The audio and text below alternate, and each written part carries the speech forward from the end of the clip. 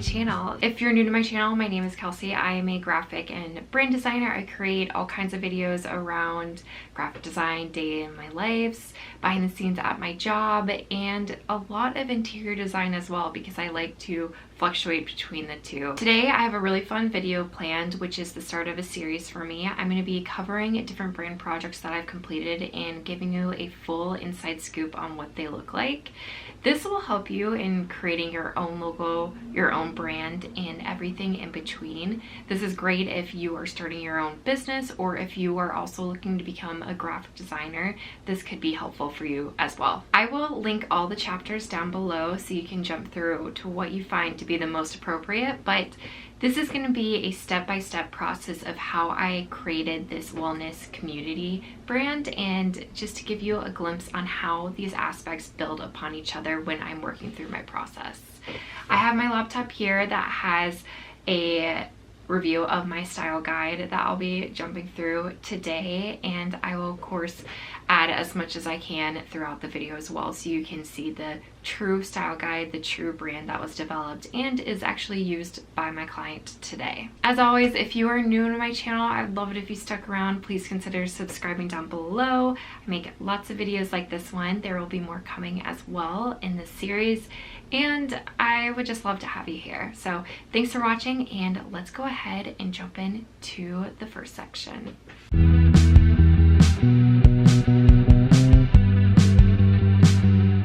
When the project is beginning, I send over a questionnaire to my clients. This is to help me understand what their brand idea is to be, and it helps me get into their headspace of them and also their consumer as well.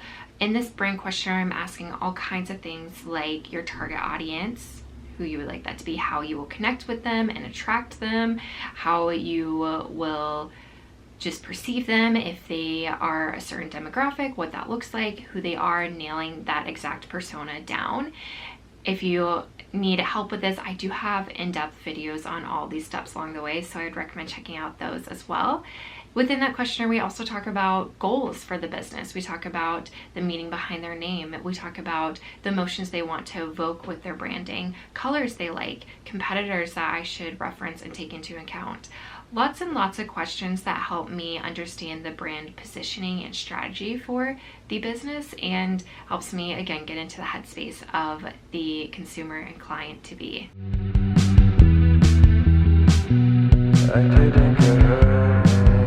Once the questionnaire is completed and I believe the strategy is in a good position, and depending on the package that my client selects, sometimes we do a more in-depth strategy that I send over for approval before we move on to this mood board step. But next is creating those visual aspects. This is such a fun step because basically what I'm doing is pulling lots of different imagery content that I find relevant from their answers.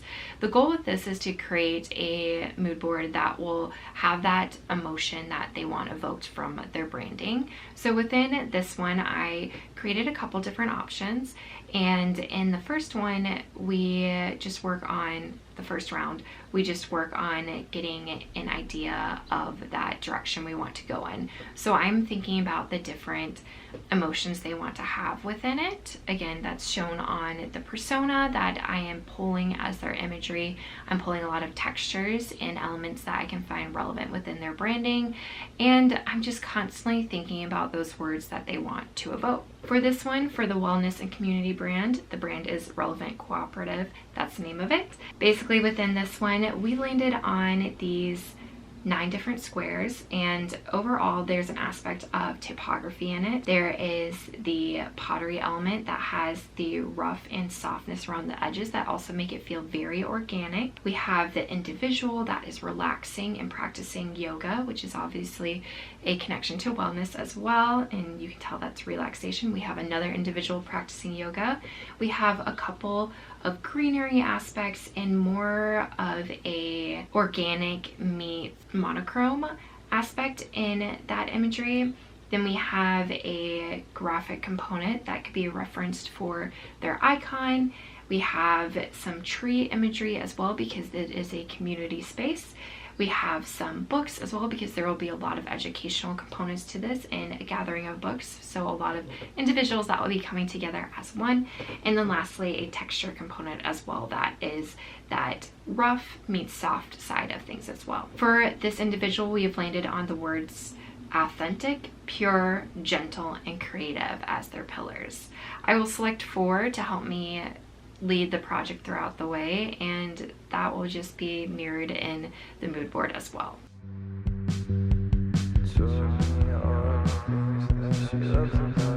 When it comes to a logo, this is definitely the most time-heavy component. A logo is so important, but it really is created based off of that foundation that we laid in the questionnaire and brand positioning and in the mood board as well. That helps to create the direction and who we're thinking about when creating the logo. There's so much beyond it than it just being a simple icon or monogram mark. It's so much within the background to hit that target audience and your future goals and creating a unique look. So it takes a lot of time to create it. When I am working on this for my clients, we are having between 1 to 3 family options for them to select from, and each family there are between 3 to 5 brand marks. I create so many versions of these because there are so many options where you need to be able to utilize your brand components, whether it's on your website, your social media, any brand aspects, any of your mobile versions compared to desktop versions, printed materials, signage, so many aspects, and it's great to have a variety to speak for. Within those brand marks, we have your primary logo, which is the most popular one that you'll use. You have secondary logo, you have your icon or monogram mark, you have word mark, you have a horizontal layout, you have a vertical layout, and so many that can jump off of these different areas. I always begin by sketching out the logo designs. This is usually done either on my iPad or it's done through just pen and paper and sketching out, and then I transfer those sketches over to Adobe Illustrator. Once those are in Adobe, I also like to create a type list to play around with. So for Relevant Cooperative, I just made a long list with Relevant Cooperative in it and begin to play around. I am dropping in so many different type choices that are based off of their mood board, and also in their questionnaire I usually like to ask if they have type preferences and what that would see to fit within their brand direction. This usually gets pretty messy. I create so many different boards that have overviews of the brand direction we could go in, and then I finally nail it down to a few different options, share that with the client, get their feedback, and move forward. For Relevant Cooperative, we ended with having the Relevant Cooperative be left aligned with wellness and community down below it as their tagline, as their primary. And then for a secondary one, we have their RC monogram mark in a circle that is slightly broken. And then we have Relevant Cooperative next to it. We have a little leaf mark as their symbol or icon. We have Relevant Cooperative that lives on its own as a word mark. And then we have another variation of their monogram within a slight circular arch. Those are the brand marks that they'll be using moving forward, and we'll create those in variations of colorways as well so they can use it wherever they see fit.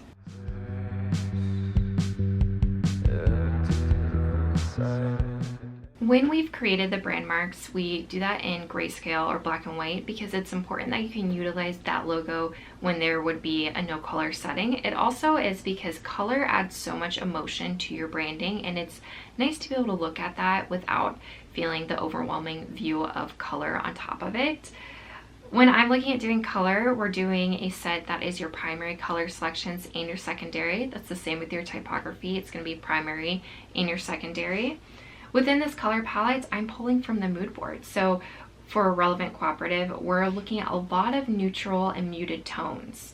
We're going ahead and moving forward with having a lot of like beige, browns, blacks, creams, muted pinks, and muted greens as well to use moving forward. The primary lands with the 3 color choices, and the secondary lands with the 4 to use as well.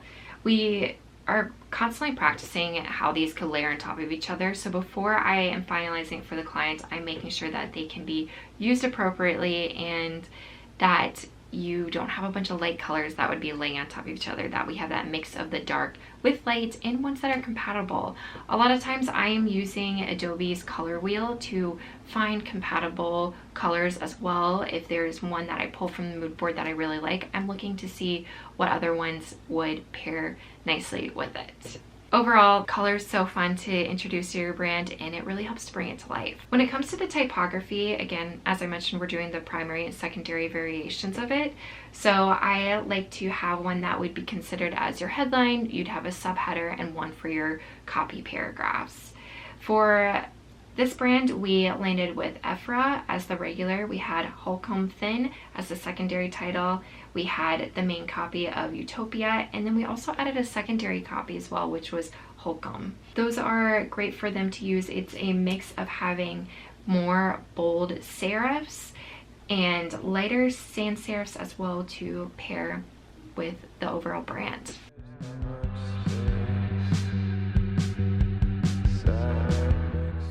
Introducing patterns and textures is so important because it helps, again, to flesh out your branding to be beyond just the bare essentials.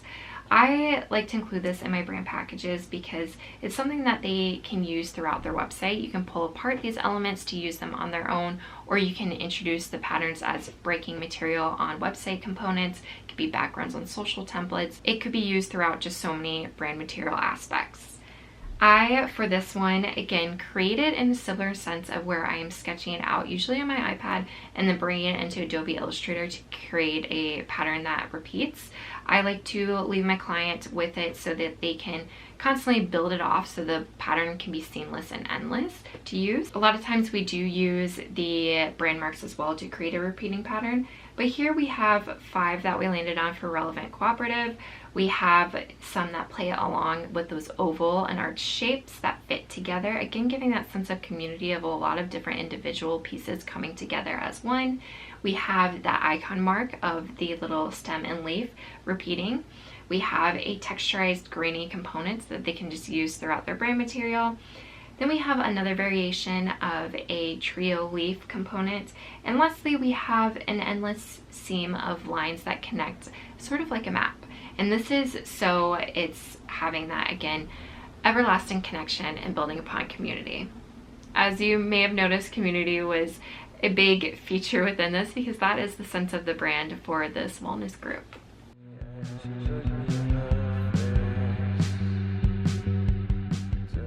When it comes to the brand materials, it's nice to bring it to life with supporting assets. For Relevant Cooperative, we did social templates for them. This is one of my most popular aspects to choose for a supporting aspect, but it's also really useful, of course, and nice to have. Within here, I've just created variations of templates for the brand to use throughout their materials and to use on their Instagram as well. We are using a lot of different brand patterns. We're introducing how their type can be used and paired appropriately and how that all looks. I designed these in Adobe Illustrator and then we bring them into Canva. So these were really fun to use. I used temporary stock imagery as well, and just helps for me to see the brand come to life as well.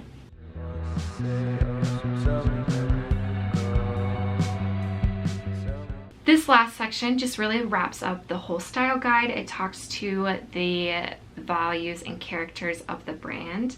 So I use this sliding scale. There are 4 different aspects to it. The first one, it has feminine versus masculine. This one is tending on more the masculine side, but sort of in the middle. The second one is luxury versus economy. This one, again, is going to be in the middle because it isn't supposed to be very high end, but it's also not bare basics as well. Then we have youthful versus mature. This one is a bit more mature.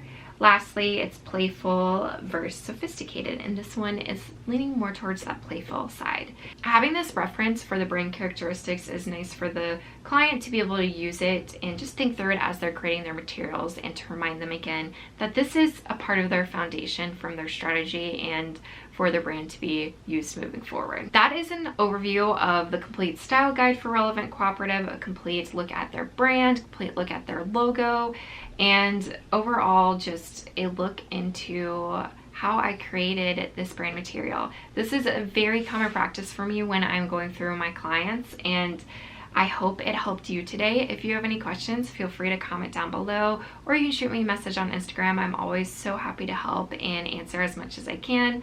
Otherwise, I would love to hear from you what business you are working on rebranding. Comment it down below. I can always give help with ideas or feedback, and I just love to know what individuals that watch my videos are working on. But if you're also just here for fun to learn something new, then you can also comment down that below as well. Thanks so much for making it to the end of this video, for sticking around, and for being here. I so love talking to you guys, and I am really loving this community on YouTube. My dog is knocking on my door now, so it is time for me to go. But I will see you in the next one very, very soon. Thanks so much for watching, and talk soon.